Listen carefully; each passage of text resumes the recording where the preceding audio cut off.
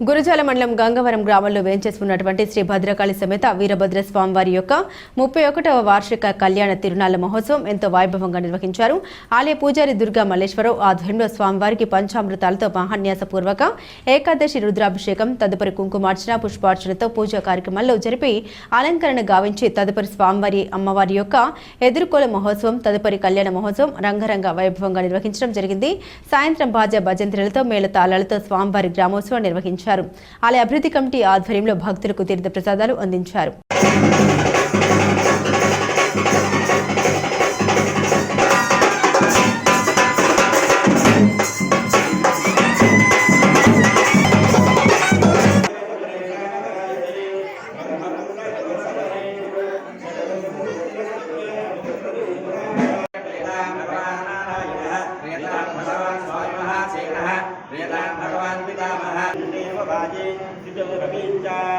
सर्वतोऽनुसुखने भद्रमापदा विश्वतोऽनुसुखने